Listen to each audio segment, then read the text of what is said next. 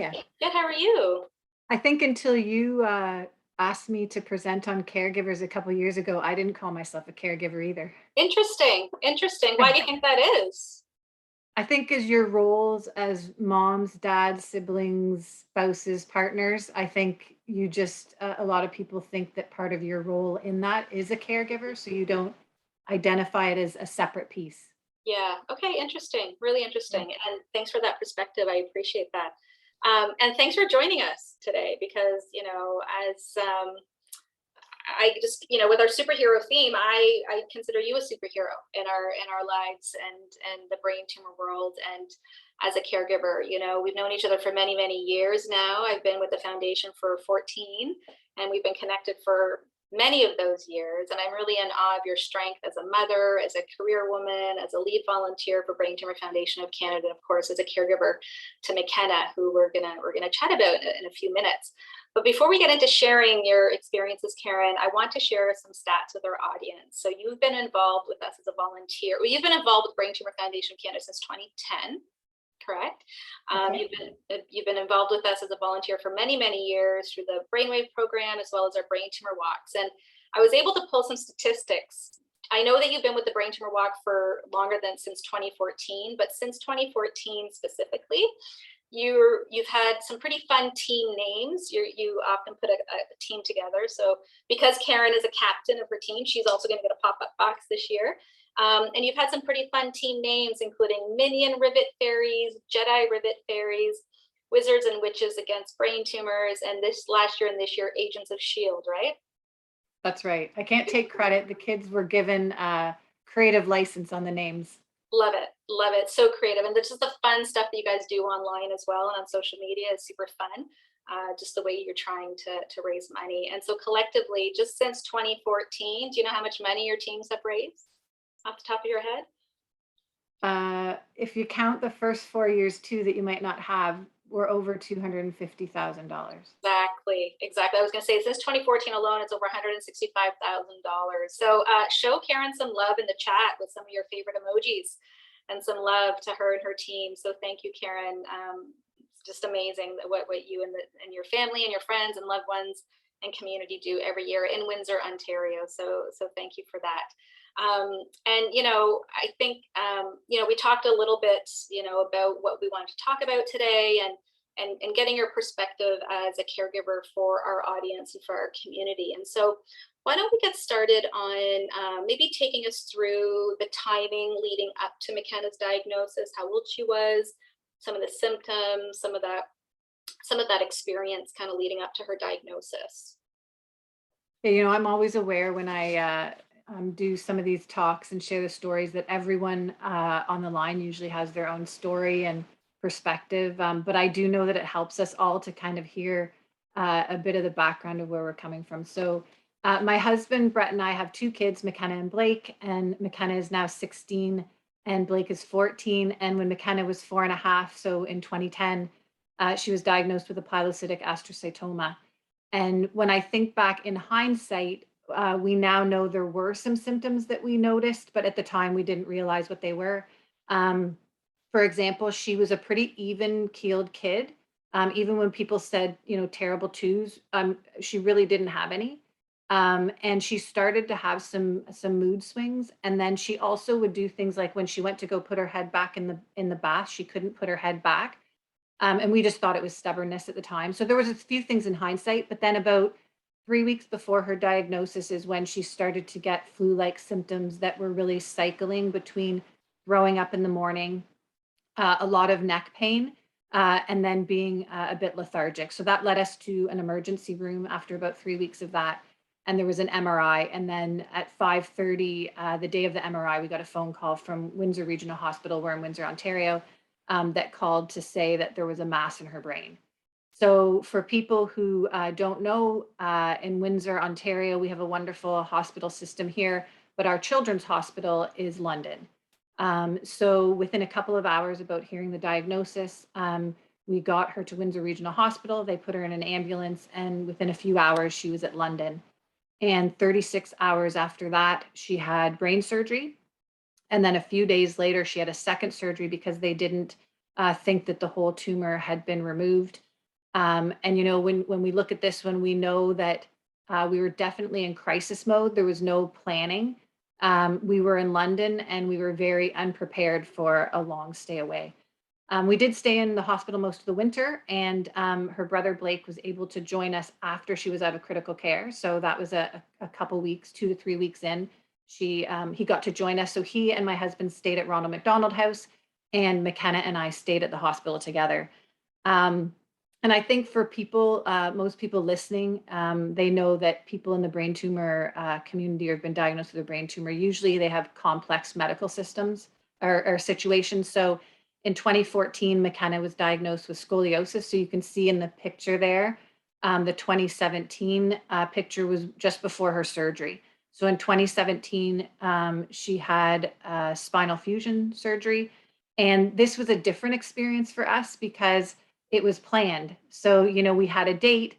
We knew that the recovery was going to be long and hard and that it would be about a year. So we had a little bit more of a planned approach going in, which is very different than the crisis situation year before. And it gave me different perspectives on being a caregiver through both those different experiences. So McKenna's now 16. She's doing brilliantly. She has a learning disability, but she gets through with that, and she has yearly MRIs, and she still is under an orthopedic surgeon for her back.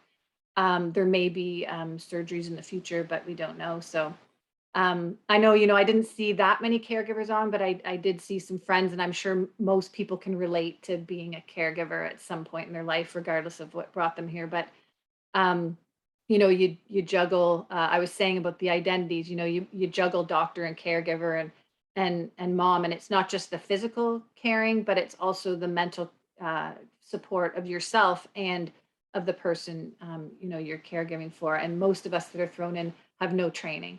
So I can definitely say I had no training for what was coming.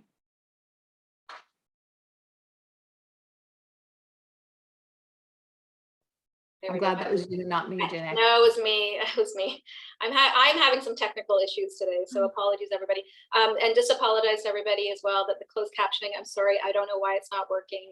It's we will work it out for the next webinar. But I just wanted to ask you, and I know we didn't really talk about this before, but Blake and McKenna's relationship and like how, what was it like for Blake, when his sister was diagnosed, and their relationship now. Yeah, I think, that's one of the things I know we'll probably be able to touch on some of the resources the Brain Tumor Foundation has, but one of the things that sometimes is missing is the siblings. Mhm. He was two, and as a caregiver, you have both your kids and you feel like you're neglecting the one. Mhm. So friends and family who are listening right now, I was very fortunate. I have friends and family who intuitively kind of figured that out without me saying anything. Mhm. So they looked out for Blake just as much. I do think Blake, he's a very empathetic 14-year-old. He's very in tune, and I think that comes a lot from him being a sibling and having to at times be a bit of a caregiver himself Mhm. throughout that. So yeah, they have a great relationship. Um, and I think it stems a lot from when you see your sister go through those things. I think it gives you a different perspective of who they are. And I think for McKenna, having been through the things she's been through, she kind of takes some things that some teenagers, rightly so, find irritating. They don't seem to bother her the same way because she's been through things that were really tough. Yeah, she doesn't sweat the small stuff, as the cliche goes, right? No, she doesn't. Yeah. So after McKenna's diagnosis and her treatment, how did loved ones or family members, friends, even colleagues, how did they respond? Did they respond? Did you find some people were more helpful than others? And while you chat about that, I'm just gonna bring up that one info sheet that I referred to earlier. Okay, yeah. We were very fortunate. Like, I think you can tell from the fact that we've made $250,000 over this many years that, that's because of our support system. That's not because I coughed up a check for $250,000, right? Like, it really came from minimal effort on my part, and it's the support systems that we have in place. So, Mhm. um, we have people that knew how to respond. But what I did reflect on is, it's not always about the person that's offering support that makes the difference, it's kind of about you as the caregiver. So, what might be helpful to one person might not have been helpful to me at certain spots. So, it's really not always the fault or the problem of the friend or the family member. It's sort of where you're at in your day or in your week, that makes the difference. So, we had people who reached out right away. They would listen when I needed them to listen. They'd ask questions. They'd send food or bring tea or always good on the other end of the phone. And, even those people that were annoying at the time, I realized when I reflected later that, they had really good intentions. And I think that's important that people try and step in, even if they're not sure what to do. So, one example I just thought would be kind of funny, we laugh about this now, is, my husband's a track coach, so he hangs out with a lot of young athletes, and a few of them thought it'd be a great idea to bring a life-size teddy bear to the hospital. And as well intentioned as that was, it was almost like every room you moved to, you had to bring this life-size teddy bear with you, and then bringing home in a car, Right. from London with all your stuff. It was a bit much, but Did you strap it to the roof? strap it to the roof, yeah. And then, some people checked out, and I realize now too that I don't think they were checking out on purpose. I think sometimes if you don't say something to people in the beginning or somewhere, you almost feel like you've left it too long. So then you sort of don't say anything at all. I've got to say, as a caregiver, I didn't notice when we were in crisis the people who did and didn't. If it didn't matter. But I think sometimes being on the other end, where I've had friends in crisis, you kind of feel like if you haven't done it, you kind of have to leave it. And we did have one person who, it was a terrible response. I don't even know if I should share it, but it was a person who was like in our friend circle who came to us and basically said, you really should have gotten life insurance out on McKenna, and would you like some for Blake? And then went to our friends and said, look at what's happening to them. You really should buy life insurance from me for your kids. So it was a really extreme kind of example, but you Yeah. do see all kinds of things. And I think what I've learned is you just have to lessen the noise. You just need to realize that that's not a person in your circle, and that's okay. Yeah. So, make your circle smaller if that's what you need to do, and make sure it's people that can support you. But we were lucky. We had great supports around us. Yeah, that's great, Karen. Thanks for sharing that. And on the screen here for our audience, this is an information sheet that we'll include in the follow-up email with the recorded video. But this is a really great sheet for anybody who, when you have a family member or friend call or email and say, how can I help? And you don't know how to answer it, or you don't know what you need at that specific time, share this resource with them and say, here's a list of things, or create your own list. Like, these are things that we need help with, and then they can choose what they can move forward with, whether that's mowing the lawn or help with groceries or help get the dog to the pet salon, whatever the case may be. You can really cater it to your own needs and to your family's needs as well. So make sure you check out that resource for sure. Yeah, Janik, that resource is awesome. Yeah. I've used it in every situation. It doesn't just have to be, for the brain tumor world. It's for Yeah. any time when a caregiver needs something. And I think the main message to me when I look at that is, it's the act of showing you care. It's not the Mhm. specifics of what you've done. Yeah. And also, like, just do something. Yeah. It can be a text, it can Yeah. be a tea, it can be anything. Yeah. The one thing that isn't on that list is the supporting siblings, though. Right. And I think that could be on there because, Sure. we had, and I realized this more when McKenna had her back surgery. So I'm going to admit, like, I sound all together now, but when McKenna had her brain surgery and was recovering after, I didn't know how to ask people for help for that. And I do remember, my family and my in-laws were really trying to do what was right, and they're kind of used to me being a person that can, ask things and direct people, and I just wasn't there. And Was it? Sorry. Go ahead.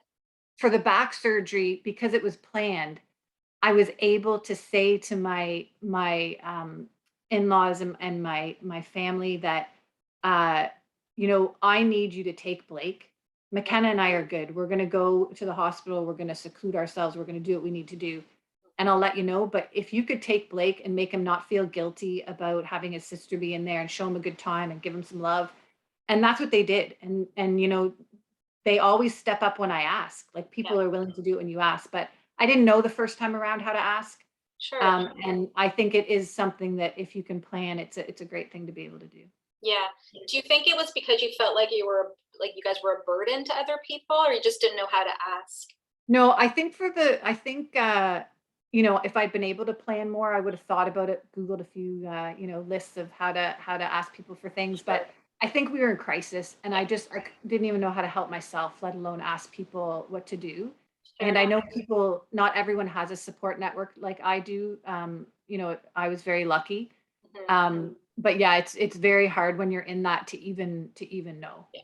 Yeah, for sure. That actually kind of leads into my next question, Karen, around like self-care and self-compassion. You know, you said that you had a hard time kind of building that in at first because when you're in crisis mode, you kind of in the zone, right? You got tunnel vision. So are there some things that over the years you've been able to do for yourself around self-care, self-compassion, even for like McKenna or the family? What are some things that you do for yourself or the family does? Um, and I do think being able to look at the crisis mode versus the long haul mode, like even when McKenna's come home, you're still a caregiver for a year or so or more after, right? With all the different pieces. So I think when I was in crisis mode, little things go a long way. You kind of think, and I think people who are outside of the world think, oh, they need to get away for a day or they need to. You don't. You simply need 15 minutes of fresh air or a laugh with the right person or that kind of break. It doesn't have to be a yoga retreat or a self-help book. Yeah. Like I actually found self-help books and things when I was in it. Mhm. Later reflecting, it was good for me. But when I was in it, I remember people using quotes like, everything happens for a reason. And I used to lose my mind because, like I've kind of reflected on the fact that, it really doesn't happen for a reason. You make the most out of the situation you're in, and you find the meaning, but it really doesn't happen for a reason. Yeah. So yeah, and I learned to trust myself too because people around you have good intentions, but sometimes you have to know that that's not what you need at that moment. So I remember a day when I was in the hospital with McKenna that I'd been in. I probably hadn't left the hospital in 3 weeks, and people were like, you need to get out. You need to get out. Mhm. And so I did. I thought, you know what, McKenna's out of critical care. We didn't bring anything with us when we came. So I thought I'll go get her some new pajamas. This will be kind of a treat. Mhm. So I went to Old Navy. Not a good idea. And when I walked in, I was so numb and I listened to this mom and this daughter arguing. The mom was telling her off about the shirt she was picking out and it was inappropriate or something. And I seriously I got mad. I started to almost have an anxiety attack, and I just wasn't ready for the outside world. So my world was not thinking that a t-shirt mattered. Right. And so it wasn't good for me to go do that. The message, stay away from Old Navy when you're in crisis. But Well, new hashtag. yeah, yeah, new hashtag, yeah. But I did realize that what was good for me at that time was being beside McKenna. Mhm. So I needed the 15 minutes down to have a tea to go for a walk. And I needed those things. I didn't need to be out in the rest of the world. Yeah. And then I also think that you have to realize that you aren't. I know for some people they are kind of the person on their own. They might not have good support systems, but if you can find one person, I have a husband, a son, family who are so willing to help. My sister and my sister-in-law jump in for anything. I could ask them to do anything and they would do it. And so I think that realizing that when you give yourself a break, I think McKenna did better when she had other people sort of step in as well. I think that was really helpful for both of us to have other senses of humor, other activities, other conversation that happened with them. So I think it's good for you to realize that although you're amazing and great and needed, that um, you are allowed to let other people in. Yeah, Yeah. 100%. Good, all good examples, Karen. Thank you. So I know that, you've been connected to us as an organization. You've been connected to some of our support programs, as well as the Brainwave program for Mckenna back in the day. For those of you who may not know what the Brainwave is, it's for any child under the age of 19 who's been diagnosed with a brain tumor. So pre-pandemic, we used to have different in-person events across the country. Now we're doing a lot of virtual events. So if you do have a child under the age of 19, please reach out to us and we'll connect you to that program. But are there any other resources or programs, even with other organizations, Karen, that you had tapped into as a caregiver, or was it really just more like as you were going through the different phases, you found the resources that you needed, or Well, one thing was I've never really had like professionals psychological help for things that I needed, but I can tell you that when I was in the hospital, one of the good things they do in the children's system that I think if there's anyone on here caring for an adult is that I was walking down the hall one day and I wouldn't have sought this out myself. This is kind of what I'm saying. I think people should get professional help along the way for themselves as well. Because I was walking down the hall and a social worker said, "Hey, did you want to go for a tea?" And I honestly at this point thought I was completely fine. I had no idea. And I said, "Sure, yeah, I'll go for a tea." And the second we sat down and she asked me one question, we're talking a 2 hour like complete breakdown. yeah, I was a mess. And so, and part of it was the asking for help piece and the dealing with other people. Like I was having to deal with so many people and other people's feelings that I was holding it all. So I would highly recommend doing that. The other thing too is that I set McKenna up. At 4.5, all she needed was me. But as she got older, she started to realize when I go for an MRI, they're looking for a tumor in my brain. Like this is something that a kid, that's a heavy burden for a kid, and for anybody. And then with her back, heading into back surgery, I kind of realized she's going to have a life where hospitals and medical situations are going to be part of her world, and it can't be something that's anxiety provoking. So I set McKenna up with a psychologist about 6 years ago. Best thing I ever did. I can't, as the caregiver, have all the answers or solutions or be able to know the right thing to say when she's going through things. So I do think professional help is a really good thing, whether that's in a virtual support group, a group support group, one on one, whatever that is. I think that's great. And I can't, I know it's a Brain Tumor Foundation of Canada event and you've talked about the resources, but a huge thing for us. And I think maybe when you're given so much from your community is being involved in the walk, yeah, like having a chance to give back and to meet the people like our Windsor Walk. We have families that, they're wonderful people that are there that you can, relate to, but then also hear some of the struggles of other people that you didn't have, right, and be able to help them out too. So I do thinking being involved in the Brain Tumor Foundation community and walks and things locally was really helpful for us. that's great. Thanks, Karen. So I have a couple more questions for Karen, but in the meantime, if anybody has any questions for her, please pop it in the Q&A and I will make sure I relay that information to Karen. One other question I have for you, or maybe it's more of a fill in the blank. I hope other caregivers ... I hope other caregivers are kind to themselves. That's a good one. So, I think you do what you can in the moment, and there's no perfect way, but you're there. And I think that's what matters. McKenna, when she went in for her back surgery, we kind of made a pact with each other. No one else. My husband was actually in Africa when we went through that, so it was just her and I, and we made a pact that what happens in here stays in here. And so, she saw some sides of me that I might not want to share, and I saw some sides of her that were difficult. And we just decided, it's we're not going to beat ourselves up about it. So I think, you know, you need to be kind to yourself Sounds like you two have a very special relationship. most days. He's a teenager now. She's 16 and I'm a Karen. So Right. All right, one last thing, and this is more of like a fun question to ask you. What is one thing on your bucket list, my friend? oh, in the time of a pandemic, you can't just have one thing on your bucket list. I know, right? Um, you know, my husband's in earshot. He can hear me, so I'm gonna do this one to see if maybe we'll make it happen. I would like my husband and I to go to the Seychelles Islands. Ooh, lovely. Yeah. I fully support that.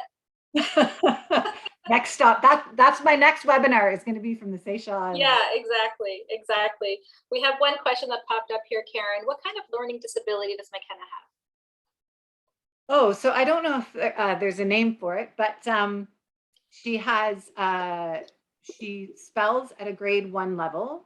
Um, she so her right, yeah, she spells at a grade 1 level, so she struggles a lot with her writing, and you know, complicated because when the other kids were learning spelling and things, um, she also missed out on learning about paragraph formation and all those kinds of things. So she's a very auditory. She's amazing. She can learn construct paragraphs in her head, but she has that some organization things, some sensory things. You would meet her and you wouldn't know. She's very good at masking all those things. You think she's a high functioning grade 11 student. Her coding teacher saw her handwriting and thought that her first language was German. We'd never heard that one before, but that was interesting. So yeah, I'm not gonna lie, she struggles a lot in school. She tries to put a positive spin on, but it's a struggle because she has some big aims in of going to university and doing some things. And um, they say, you know, there's all these great technological advances with technologies for writing and voice to text, and she uses all those, but they're still hard to learn when you can't spell or Sure. type. Right? Yeah, Yeah. sure. And you know what? McKenna actually, for those of you listening in, McKenna actually gave a presentation for us. I think it was last year. So we'll make sure to include that presentation as well in the follow-up email, because I remember McKenna actually showed a sample of her Yeah, writing. she showed a sample of her writing. Yeah, which was really Yeah. brave of her. Really, really brave. Yeah. Yeah. Yeah, we used to call it Mckenna Ease for a little while. And then it lost its humor for a bit. Sure. And now she's back into trying to tackle it to make it work. That's great. Another question came up. Does she ever get made fun of or bullied, or even Blake? Great question. You know what? I kind of think again, McKenna tries to put positive spins on. So when people say things that aren't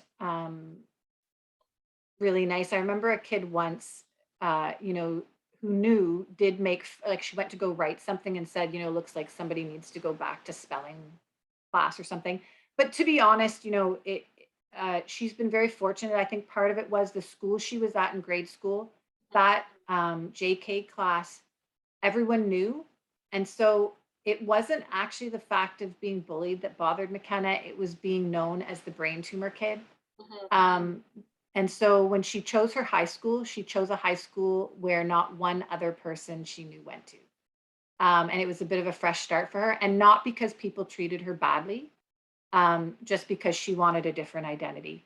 Yeah. So Blake, anything would roll off him. He wouldn't really say, but no, you know what? I think we surround ourselves with very caring people, and I think kids have been more helpful and kind than they haven't been. Good. That's great to hear. That's great to hear. Thank you so much, Karen, for joining us today. Any last thoughts for our audience? Any last messages you'd like to share? Oh, me? Yeah, you. Oh, sorry. I was reading a lovely little note from a friend that I haven't Oh, talked to in a while that came on. it's lovely. No, thanks so much for having me. You know, I do Yeah. realize that the caregiver situation's very different for Mhm. everyone. But you know, if we can all share a little bit and kind of get a, you know, one little tip here and there that can kind of help us along the way, um, you know, then that's great. But thanks for having me, Janik. I'm looking forward to Dr. Fiocco. Yeah, thank you so much, Karen. And yeah, we'll chat soon.